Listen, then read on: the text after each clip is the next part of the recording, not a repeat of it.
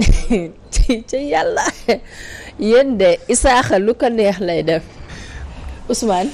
ok Traoré vous avez un joli nom. Ah, mon merci papa se nomme Ousmane. ah jërëjëf. macha allah na nga def. ah ok maa ngi ci jàmm. vous allez bien. alhamdulilah yaa ngi ci jàmm. maa ngi ci jàmm bu baax. Pathé ma bàyyi la nga doxal ak sa invité. atia donc mu ngi noonu xanaa di ko nuyuwaat bu baax a baax Seydina Ousmane. waaw ñu ngi di am mbégte contentement bu baax ci ñëw ak yow ci plateau Petit Déj donc waxtaan ci li nga xam ne moom mooy. alors entre autres donc la conscience donc entrepreneuriale donc bu ñuy am pour def une brève présentation donc sur la personne de Ousmane. alors dañuy wax ne que c'est une personne boo xamee ne que lu aju ci wàllum digital sinon accompagnement lu aju ci wàllum projet maanaam nit koo xamee da nga am yéene taxawal projet mën na ñëw mu am pour coach la teg la ci ay yoon yu nga xamee ne que moom mooy yi nga gën a yittewoo donc jot a liggéey ci waa COPERES waa réseau pop développement jàppal ma jàpp entre autres donc foofu lañ ciy mën a yemandi xam naa ne que donc c'est une personne très active lu aju ci wàllum jéem a demal sa bopp ñu nuyu la bu baax baa li nga nuyu téléspectateurs yi déjà. ok ñu ngi lay nuyu Pathé. di nuyu Soxna Fatima. di nuyu tamit ñu bokk loolu plateau bi. waaye tamit di nuyu mbokk téléspectateurs yi ak Sénégal yi yëpp. d'accord donc bu ñuy dikk alors lu aju ci wàllum entrepreneuriat au Sénégal donc yow en tant qu'une personne qui est dans le milieu donc mën nga ñu dikkal ci jàngat lecture bi nga xam mën nga ko def ci environnement entrepreneurial au Sénégal. bu Sénégal voilà bu Sénégal un peu. donc ñu ngi lay remercier bu baax ci question bi nga xam ne laaj nga ko. ndax jamono ji dañuy wax fièvre de l'entrepreneuriat. de manière générale. fièvre. Et pourquoi ñuy wax fièvre parce que dafa doon loo xam ne dafa nekk lu tendance. mu nekk initiative yoo xam ne jeunes yi jël nañ conscience ne. yëf yi nekkatul dem wuti ji liggéey. waaye nga créer sa bopp liggéey. te loolu. État du Sénégal def na ci ay jéego yu rëy. waaye tamit association yi nga xam ne ñoom ñooy société civile. jël nañ ci ay jéego tamit waaye tamit jeunes yi nga xam ne ñoom ñoo génn ci école yi ak jeunes yi nga xam ne ñoom ñoo nekkoon ay apprentis. di demee par méthodologie par apprentissage. jeunes yooyu ñoom xam nañ ne entrepreneuriat moom mooy seule solution boo xam ne moo leen dimbali pour ñu mën a réussir. parce que dafa am ay études yoo xam ne dañ ko def. benn étude boo xam ne c'est au niveau macro. mooy ki nga xam ne mooy Banque africaine de développement moo gis ne emploi décent dafay générer 2 millions d'emplois en Afrique te chaque année il y a 12 millions de jeunes yoo xam ne dañuy pénétrer le marché de l'emploi alors que il y a que 2 millions yoo xam ne moom le marché mën a absorber ensuite ANSD daal di defaat beneen étude mu daal di koy restreindre ci Sénégal étude boobu daal di révéler que ne 300 000 jeunes ñoom ñooy dugg dans le marché de l'emploi chaque année te 300 000 jeunes yooyu y a que un quart yoo xam ne ñoom ñooy bénéficier pour mën a am liggéey boo xam ne ci biir entreprise yi kon nag yeneen 3 quarts yi ñoom lan la ñuy mujjee soit ñoom ñooy doon chômeurs yi ñoom ñooy ñi nga xam ne dañuy toog di attaaye ñu am nañ xam-xam jàng nañ am nañ ay lijaasa waaye loolu jëriñu leen pour que ñu mën a am liggéey parce que marché emploi bi dafa saturé léegi nag kon dafa jot ñu amaat yeneen alternative état bi xam ne alternative yooyu bu ci jiitu moom mooy entrepreneuriat ndax entrepreneuriat mooy nga commencer nga jóge ci étape 0 pour dem ci étape 100 wala pour jóge ci étape 200 léegi nag étape yooyu noonu dafa am ay yoon da ngay commencer par idée mooy mbëbët bi nga mbëbët ne damay engagé sumb benn liggéey boobu nag nga commencer ko étape artisanale ensuite étape croissance ensuite étape développement ensuite étape maturité ba relance di ci mën a am wala déclin ñu koy woo kon loolu dafay wane ne entrepreneuriat yoon la boo xam ne jeunes yi ñu ngi ci engagé wu te nii il y a beaucoup de jeunes yoo xam ne ils sont intéressés par l'entrepreneuriat et qui prennent des initiatives pour pouvoir entreprendre. Super. Mais est-ce que déjà en fait la politique entrepreneuriale au Sénégal est-ce que déjà yow en tant qu'une personne bu nekk ci milieu bi gis nga pertinence bi gis nga parce que yaa ngi wax 12 000 personnes yoo xamee ne dañuy nekk ci marché de l'emploi chaque année je sais pas quelque chose comme ça mais est-ce que boobu ak léegi nii tu vois que alors politique bi nga xamee ne état mu koy teg am na pertinence par rapport ak loolu nga xam ne moom mooy nekk ci xam nga lépp loo gis rek ci jàng la commencé ndax souvent wax nañ ko ci plateau yi ñuy remercier journalistes yi aussi ci sensibilisation bi nga xam ne jot nañ ko def par rapport à l'enseignement au Sénégal ndax lépp ci enseignement la ndax entrepreneuriat mindset la état d'esprit manière de penser ndax boo amul mindsetu entrepreneur du projet boo def du mën a jàll du mën a jàll ndax lu tax loolu c'est des valeurs ndax monde entrepreneuriat ak monde salarié dañoo wuute ndax entrepreneur bi moom du xaar dara day jël ay initiative alors que salarié bi moom day xaar ñu jox ko ay objectif mu mën ko réaliser kon ñaari yëf la yoo xam ne bokkuñu te dañ leen di teqale léegi nag xam-xam bi nga xam ne moom lañ ñu formé mooy ci système éducatif bi xam-xam yi mooy xam-xam boo xam ne boo ci génnee da ngay apte pour mën a dem liggéeyal nit waaye du xam-xam boo xam ne da ngay apte pour mën a créer liggéey. d'accord nga taxaw foofu. c'est-à-dire xam-xam bi ñu lay jox ci biir école bi. le plus souvent nekkul xam-xam boo xam ne da nga koy pare pour liggéeyal sa bopp. mais pour liggéeyal nit la. pour liggéeyal nit exact ndax boo xoolee ñaa fa am enseignement universitaire ak enseignement supérieur professionnel. enseignement professionnel boo seetloo boo ko paree filière yi nga xam ne Sénégal moom la ñuy proposer jeunes yi. moom mooy soit recherche. RH ngay def ressources humaines wala comptabilité wala marketing wala communication wala gestion wala yu demee noonu kon filière yooyu boo ci formé woo ba pare c'est-à-dire da ngay incruster ci benn système maanaam yow pare nga pour def RH kon yow RH nga jàng RH nga xam ndax da ngaa spécialisé wu mais est-ce que xam-xamu RH loolu mën na piloter entreprise xam-xamu RH mënta piloter entreprise parce que entreprise c'est un ensemble d'activités et de compétences yoo xam ne moom la ñuy boole pour mu nekk benn chaîne mu nekk entreprise kon boo amee xam-xamu RH dafay laaj nga comp xam-xamu comptabilité nga comp xam-xamu marketing. maanaam li ñu lay jox ci école bi yëpp c'est tout un ensemble. moom mooy mën a taxawul pour créer entreprise. pour nga créer sa entreprise exact léegi nag loolu xam-xam la loolu c'est le savoir. mu desaat la yeneen ñaar yi des wala yeneen ñett yi des. muy savoir savoir-être savoir-faire ensuite le quatrième ñuy savoir faire maanaam moom mooy ngay délégué ay tas waaw kay léegi nag yow école bi yow dafa la jàngal mooy xam-xam bi nga xam ne moom mooy doxal nga ñëw sur le secteur nga fekk ñoo xam ne jànguñu amuñu expérience man bu may ñëw sax ci yoon bi rek maa ngi dégg benn émission bu ñu doon wax ci loolu ñuy joxe ay modèle ñoo xam ne jaaruñu école waaye pourtant ay élite lañ Sénégal en matière d'entrepreneuriat ñu ci mel ni ay Serigne Boub ñu ci mel ni Babacar Ngom mi nga xam ne moom dafa bàyyi woon ay études pour focaliser wu ci aviculture. Je pense toujours à Bokar Samba Dièye. Bokar Samba Dièye exact le grand importateur de riz. koo xam ne histoire am xam nga ñun tamit jeunes yi dañuy soxla ñu delluwaat ci culture moo tax ki nga xam ne moo fi jotoon a jaar ni mu doon waxee ci waxu culture waxu matut dama cee kontaan ndax dafa wax ci civilisation tax parce que loolu dafa hyper important ci jeune bi ak axe bi nga xam ne moom lay choisir parce que sa civilisation moom mooy lay permettre nga xam sa culture moo lay permettre nga xam say science moo lay permettre nga xam sa philosophie moo lay permettre nga xam sa moralité dëkk nit ñi nan la ñuy xalaatee ndax yooyu noonu yëpp ensemble boobu moom koy basé wu ci culture pour mën a développer sa dëkk te entrepreneuriat toujours dafa war a am aspect culturel parce que aspect culturel bi mooy valeur ajoutée bi nga xam ne moom ngay indil par rapport au produit ndax même yére yi nga xam ne sax moom la ñuy sol boo xoolee léegi jeunes yi dañ ciy def ay touches africaines ñu jël ay motifs ay bogolan yokk ci def ci biir mais yooyu dafa rafet ndax loolu moom ngay jël nga exporter ko ay moom mooy li ngay wax ne que maanaam entrepreneuriat c'est en fait mindset la muy état d'esprit donc une autre chose moom mooy présentement au-delà de la formation lan moo war a mën a motiver donc le jeune sénégalais donc pour que mu jéem a comprendre que ne donc formation yi am na solo mais une formation boo xamee ne que maanaam dina la permettre yow bu ëllëgee nga mën a demal sa bopp ndax jeune bi lu ci bëri moom xamagul fan lay teg tànkam ndax dafa am idée bëgg na créer entreprise waaye xamagul fan lay commencer léegi jeune boobu dafay soxla ñu tette ko ñu wan ko yoon daal di koy xamal naka lay def ba entreprendre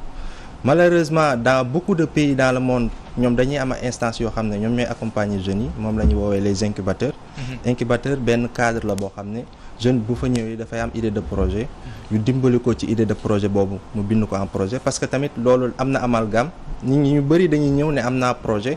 te fekk yoruñu projet mais idée de projet lañu am idée de projet lañu am comme par exemple ma ñëw daan ne am naa projet damay bañ nga sàcc ko te fekk benn phrase la benn phrase loolu la jàpp sa bopp alors que idée de projet boobu y a 1000 manières de réaliser le projet de manière distincte mais loolu nag dafay laaj xam-xam boo xam ne moo lay permettre nga tas projet bi idée de projet boobu nga tas ko nga xool partie bu ci nekk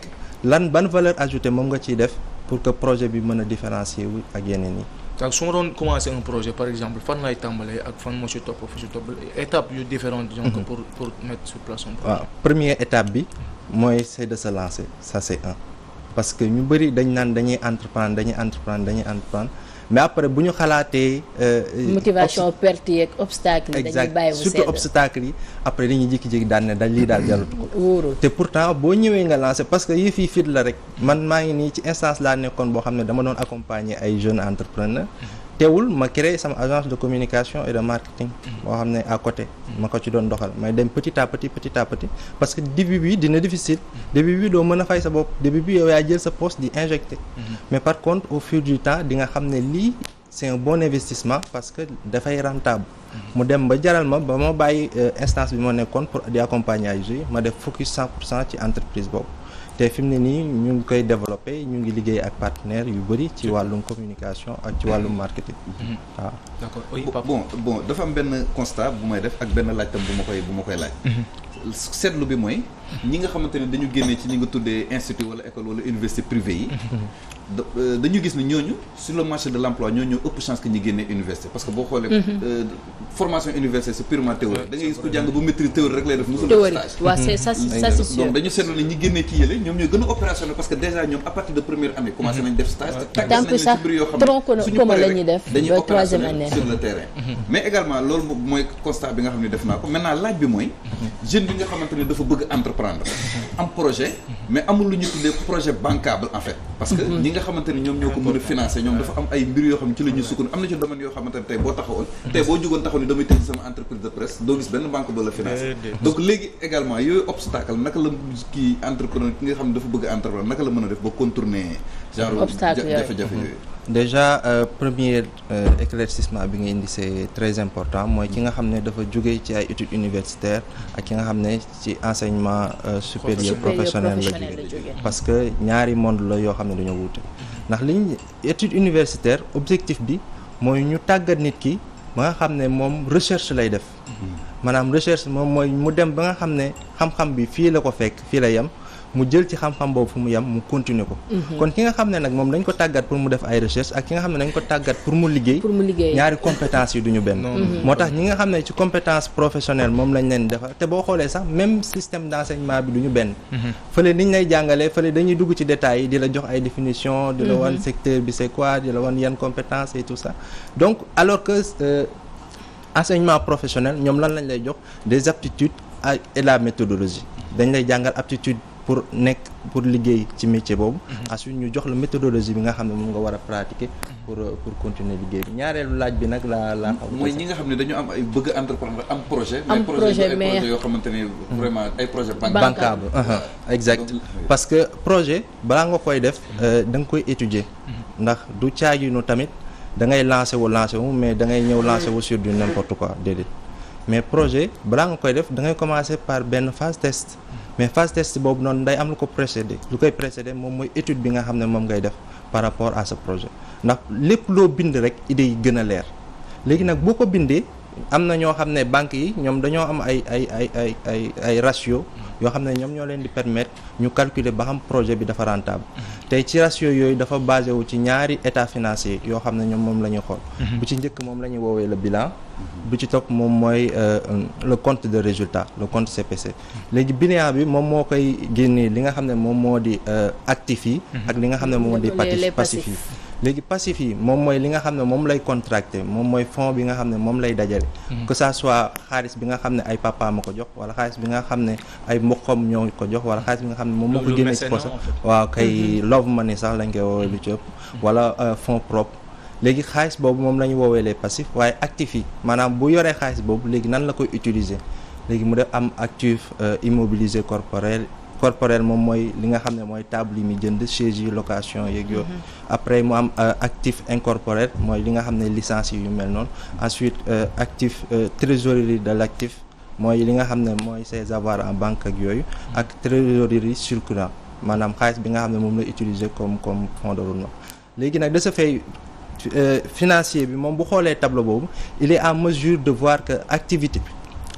bi est-ce que activité boo xam ne c'est rentable dans le temps la wala activité boo xam ne bu ñu ko defee c'est pas rentable dans le temps léegi de ce fait projet boo yor il faut que nga tas ko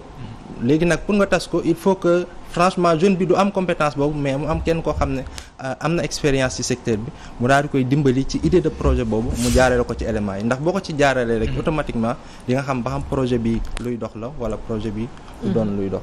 loolu daal laa gisoon ci Assane ci côté entrepreneurial on en parle depuis des années moom mooy en tout cas hymne bu bees bi pour tous les jeunes c'est important c'est primordial sax laay wax pour un jeune boo xamante ne bëgg na développer askan mais aujourd'hui est-ce que le terrain est fertile pour entreprendre parce que bu ñu déggee entrepreneuriat année yu mujj yëpp gars yi agriculture lañ jëm aviculture wala agriculture ou bien les multiservices et ça c'est ça le souci est-ce que stratégie bi nga xamante ne laal nañ ko que ça soit du côté de l'État que ça soit des organismes yi nga xamante ni privés lañ mais qui accompagnent ces jeunes là est-ce que du ñoo war a réorienter ces jeunes là pour terrain yi nga xam day fertile terrain yi nga xamante ni moo gën a propice. parce que xam nga instance yi ñoom lan la ñuy accompagner mooy idée. te ñëw ngeen ci ñaari secteurs yoo xam ne même man sax daf ma jaaxaloon ba mu doon accompagner les jeunes moom mooy le secteur de l'aviculture ak secteur des services maanaam ci côté multiservice ak yooyu. presque je dirais 70% projets yi ma rencontré yëpp ça part d'aviculture ak li nga xam ne mooy multiservice peut-être jeunes yi tamit dañoo am idée bu vague boobu pour ñoom bu ñu déggee projet rek automatiquement projet avicole la war a nekk wala projet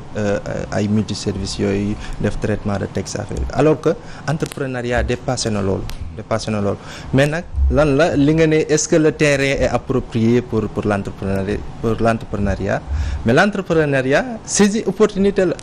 alors que yow boo ñëwee ci terrain boo xam ne dafa vide donc il y a énormément d'opportunités yoo xam ne moom nga mën a exploiter par rapport à ce secteur xam nga développement dafa am ay parties développement day commencer par 4 secteurs sax lañ koy wax léegi premier secteur bi mooy le secteur primaire deuxième bi mooy le secteur secondaire troisième bi tertiaire ñu woowee beneen bi quaternaire am na ñu koy woowee mooy secteur bourse ak yooyu primaire bi moom mooy li nga xam ne moom mooy les besoins vitaux maanaam li ñuy lekk li ñuy naan li ñuy dundee kon boobu moom mooy premier secteur bi te boo xoolee fii wàllum lekk ak wàllum nen mais couverture par rapport à certains produits mais le Sénégal n'est pas encore couvert lu ci ëpp dañ koy importer ci yeneen dëkk yi pour mën cee dund kon de ce fait agriculture benn manne financière boo xam ne jeunes yi buñ ci lancé woon y a beaucoup d'opportunités yoo xam ne mën nañ ko saisir mais agriculture dafa yaatu parce que du caaginu da ngay bay rek def culture maraîchère et tout ça pour mën a récolter ay pommes de terre ay légumes yooyu mais agriculture mën nga ko orienter beneen mën nga ko orienter vers le monde de l'industrie mooy ñi nga xam ne dañuy jël ay fleurs di ko transformer di ci def ay parfums et tout ça te loolu c'est un secteur boo xam ne c'est hyper rentable te boobu même pratique yi ngay def parce que da ngay jël garab nga saxal ko après nga toppatoo ko mu màgg de par des traitements yoo xam ne moom ngay def léegi garab boobu bu pare da nga koy récolter après nga modifier ko boo ko modifier industrie boobu mën ko utiliser ñu defar ci ay diw ñu defar ci ay parfums ñu defar ci yeneen mais jeunes yi dañoo def focus sur que ñoom loolu lañ xam nag da nga leen di comprendre mais il faut des orientations pour que ñu xam ne entrepreneuriat saisie d'opportunité la da ngay ñëw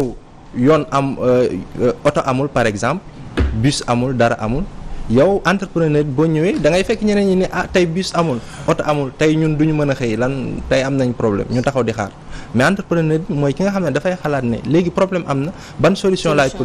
proposer est-ce que damay dem jëli sama ñetti xarit yoo xam ne yor nañ Jakarta ñu ñëw yóbbu leen wala ma dem woo sama nijaay bi nga xam ne yor na auto particulier mu daal di ñëw mu yóbbu leen kon moom day xalaat nit ñi bu ñu toogee di xalaat ay problème moom day xalaat ban solution lay proposer pour la conscience entrepreneuriale mooy mindset bi rek. mooy mindset bi en fait dañu toll présentement xam naa li des bareetul hein en fait dañu toll présentement ci jamono bu nga xamee ne c'est pas assez simple ñu bëri ci suma morom yi wala sama genre gi lu ñuy xaar moom mooy alors ay financement xaalis boo xam ne dafay jógee peut-être donc si yenn ci ay agence étatique ou bien alors ci ay institutions yoo xam ne que c'est au niveau international pour que ñu mën a tàmbali dara. alors il y a d'autres personnes ñu nga xam ne et puis le plus souvent ci ñooñu mooy ñi nga xam ne dañoo jàng. ñoom ñooy xaar financement bu jógee ci agence c'est bon ah. waaw mën naa dem donc le plus souvent ñoo mais ñeneen ñu nga xamee ne beneen catégorie kii la mooy ñu nga xamee ne que jànguñu le plus souvent ñoom ñooy njëkk a am envie jël seen 1000 francs seen 2000 seen 10 000 francs pour jéem a defi dara en fait état d'esprit bi ni muy différent est-ce que c'est pas souvent jàng bi niveau d'étude bi du xaw a bloquer un peu les gens pour que ñu dugg ci exact parce que à l'école pour ñu tàmbali en fait pour ñu tàmbali xam nga boo demee sa école man enseignement professionnel ba ma ko doon def ba ma doon jàng étude de cas yi ñu doon jox yëpp c'était de grandes entreprises ay Coca-Cola lañ lay wax fii ay KFC yoo xam ne ils se sont implantés c'est des dinosaures entreprises yu ngande la léegi étude de cas bi ci yooyu lay porté yow loolu ngay jàng tout le temps moo tax boo déggee entreprise da ngay foog ne lu ngande foog nga am ay millions pour mën a def foog nga am ay millions pour mën ko def alors que étude de cas yi buñ ko orienté woon ci nga xam ne njaay dàll wala nday café wala xadi gerte caaf Fatima gerte caaf yooyu yëpp Fatima Fondé sama Fondé bi ngeen di tas ci plateau bi dinañ ci wax yéen. mais loolu communication la pour ce produit c'est hyper important donc de ce fait entreprise loo xam ne lu tuuti ngay commencer mooy phase test boobu ma la doon wax pour débuter le projet parce que da ngay commencer ci lu ndaw moo lay permettre nga mine le milieu en dépensant le moyen léegi nag de ce fait si tu as la connaissance du terrain mais loolu pour nga croître dafay doon loo xam ne dafa yomb ma joxaat leen beneen statistique selon l'ANSD 90% des entreprises au Sénégal meurent au bout de 10 ans 90%. Ensuite ça dit que 99,8% des entreprises au Sénégal ce sont des petites et moyennes entreprises et que 97% de ces entreprises sont dans le secteur informel. maa ngi amoon Ousmane Dramé donc mu nekkoon suñu invité tey ci waxtaan bi. même dama gis la plupart du temps au Sénégal fii nii. dañuy gis ni nga xam ne moom moo di nga gis ko créer entreprise am. entreprise bi taxaw. mais xëpp 5 ans après. 7 ans après dañuy gis li nga xam ne moom entreprise dafay daanu carrément. bëggoon naa xam lan moo nekk ko est-ce que du étude du projet bi la ñu deful normalement. wala dafa am leneen loo xam ne laluñu ci li nga xam ne moom moo di seen projet bi. important surtout étude boobu parce que étude bi moo lay permettre nga am benn axe stratégique boo xam ne moom ngay liggéey ci projet bi pendant au minimum 5 ans wala au minimum 10 ans wala 15 ans. parce que étude boobu boo ko xasee ba def après da ngay génnee rapport d'étude. léegi ci rapport d'étude boobu noonu moom ngay basé wu pour def sa business model. xam nga jaay daa am nuñ koy defee. du caaginu man damay dem Petersen jënd ay dàll jënd ay sac ñëw daan ne peut-être Fatima wala Pathé mën nañu intéressé wu par loolu damay ñëw ma jaay leen mais jaay naka nga koy defee da ngay ñëw daan ne ko Fatima est-ce que yow sac wala dàll violet wala beige wala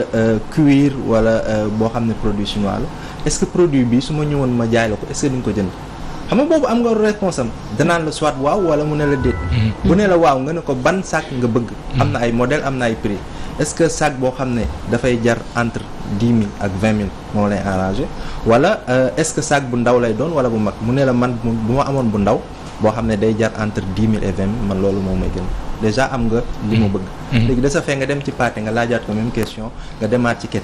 laaj ko même question léegi nga am réponse yooyu noonu yëpp. réponse yooyu nag boo ko amee nga tàggat projet bi ci fonction de réponse yooyu mais boo ñëwee di entreprendre dafay doon lu yomb parce que ce produit dafay répondre par rapport di nga xam fan nga ko jëmale en fait par rapport aux besoins loolu c'est hyper important parce que l'entreprise ça tourne autour d'un besoin et besoin boobu boo ko cernewul dafay doon problème mais boo ñëwee ne nag da ngay créer entreprise nga imaginer ne lii solution boo xam ne war na mën a dox nga risqué nga ñëw def ko tu as risqué c'est important ensuite tamit ki risque tamit waaw